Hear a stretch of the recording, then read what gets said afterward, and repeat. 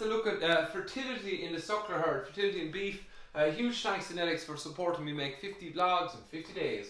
And I'm going to talk about fertility in the suckler herd. And look, like the dairy herd, there's multiple elements to it, but essentially what we're trying to do in a suckler herd is maximize the weaned weight per cow per year. So the more weaned weight we have per cow, the more profitability we have. And ultimately what we're trying to do is get a calf per cow per year, and even if that's 0.95%, we trying to maximize fertility can help us with both these things. A tight calving pattern, or we're looking to do is get 65% of the herd calved in the first 3 weeks, and a suckler cow takes longer to come back, so you're looking at 45 days before they'll show a sign of heat or cycle after calving time. So anything that can impact that or improve that is really important. So if we look back here, body condition score at calving, really important. There's very little you can do coming up close to breeding time with suckler cows when body condition is very poor. Now body condition, thin cows will have a massive impact on immunity but also cyclicity and getting those ovaries going. They won't breed unless they're in the condition to do so. So we really want to target cows with the right body condition at calving and making sure that they don't lose that body condition between breeding, and that's down to feeding. And obviously when they're producing milk and rearing calves, their energy requirements go up. Right now, things we can do on farm is we have our vaccines done for infectious disease, so leptospirosis, BVD if you're managing BVD. We have an eradication program in Ireland, but still there's a risk on farm. It's very hard, and I see Animal Health Ireland have a checklist to go through if you're thinking about making that decision on dropping BVD, but it's really a conversation with your own vet. Leptospirosis is to me is a non-negotiable vaccine, needs to go into all herds. And then looking at timing your IBRs, and any other Clostridial vaccine might go in calf. Think about timing on vaccines. That's just that's what I would say there.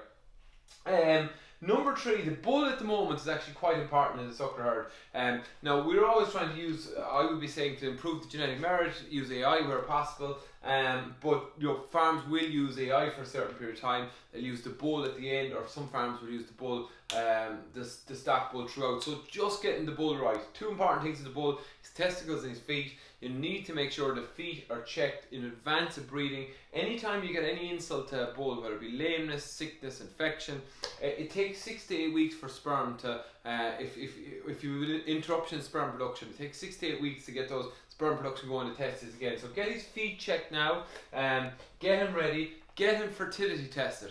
1 in 10, I'd say 1 in 9 of the bulls I tested were infertile in practice, and then there was a lot of bulls that were subfertile. So really it can have a massive impact. You want to make sure your bull is fertile, and you need to observe them if it's young bulls, that they're actually doing the job, that they're capable of doing it. And just remember, if you're using synchronization, particularly with cows and heifers, not to overwork bulls. This is where they really got worn out. Just if you're purchasing in bulls, they have that risk of bringing disease in onto your farm, so be careful of that. And I suppose we're aiming for short gestation bulls where possible, particularly when you're AI, you're looking to tighten up your calving interval. So that's the bull. The feet and testicles, get them fertility tested, make sure that they're sound, give them any vaccines, give them any mineral doses, and remember, if you're buying in a bull in a lot of good condition, they tend to lose condition fast. Ratios then of bulls, so your mature bull will do 25 to 30 cows, your young bull will do 10 to 12, so don't overwork these bulls. They are playing a key role, and if you're doing a lot of AI and you're doing a lot of synchronization, be mindful of when you put the bull in with that AI that you can maybe transition both, because you can overwork a bull. So vaccines are important, we said that. Number 3, where am I going here? Number 4.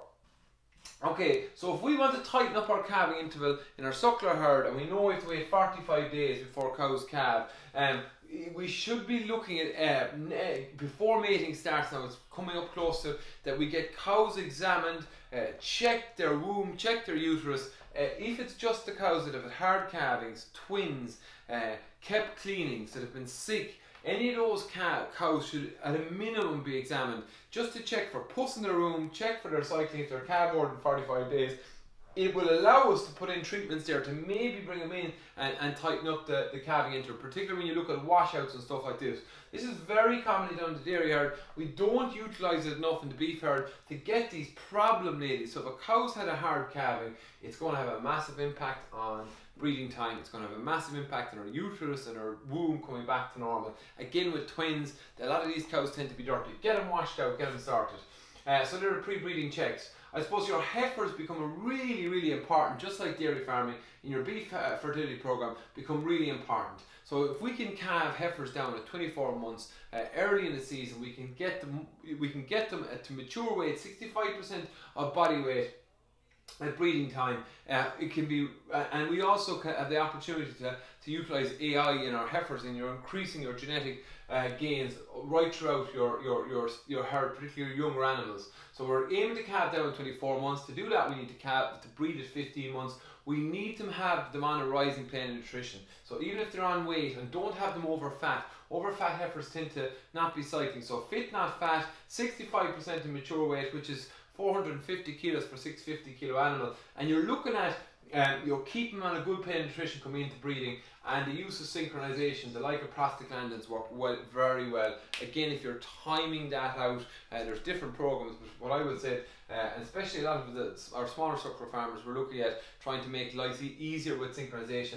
2 shots of prostaglandin 11 days apart really work well. Again, you need, if you are doing, so that's your heifers, really important. If you are doing AI, and I think a lot of suckler herds should be considering it for the first 3 weeks anyway, you need to get better at heat detection, really good at heat detection. Now your suckler cow, there's loads of options: tail paint, scratch cards, the collars, but like I think at a minimum tail paint works well. You need to observe them. Remember, they come in heat more often in the morning and the evening, so spending a bit of time observing them. But heat detection becomes critical if you're thinking of AI in the suckler herd.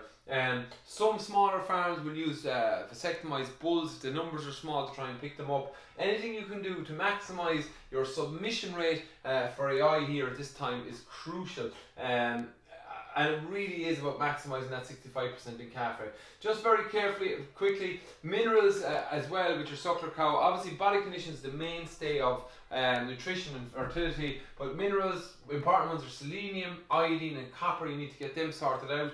Vitamin E, arguably as well. Obviously with your suckler cows now as well, watching for magnesium because it is a mineral in grass tetany. And I think one of the key things I would say for your, so you'll see I've written out a plan in my notes below, is for your suckler herd, is the utilisation of synchronization, because we have to wait 45 days. We want to tighten our calving interval and start working with your vet to use synchronization programs in your cows, whether it be fixed time AI, because what you'll do is, even if you'll get a certain percentage with fixed time AI of synchronization in cows, what will happen is you'll tighten your calving interval because you'll know when to watch those ladies again in the future. So there's lots of options there, but just be careful if you are using artificial insemination, you are using synchronization, it involves lots of treatments. Check your handling facilities are working, and that's it. So to me, I suppose, look, suckler fertility, the bull becomes very important, but you know, we want to consider AI. Just have your bull right, and in with the cows, we want to get body condition right, get your heifers into the system, have all vaccines and minerals done, pull out any cows that have had hard calvings or difficulties, go after them now, and then work hard when the breeding season begins to shorten the calving intervals of some of your later calving cows, allowing that 45 days between calving and after calving. And it can work. You can tighten your calving pattern because it'll have a massive impact on your bottom line. Thought for today is all about self-belief. Very interesting conversation with someone this morning, and there was a lot of self-doubt in the conversation, and you know, I think we talked in about self-belief after. It just happened to be a conversation with a friend, and self-belief is a powerful thing. Now, you should never be afraid of constructive criticism, but self-doubt is a dangerous thing. So my thought for today is a little bit more self-belief in everybody. Won't go astray. Happy safe farming, everybody.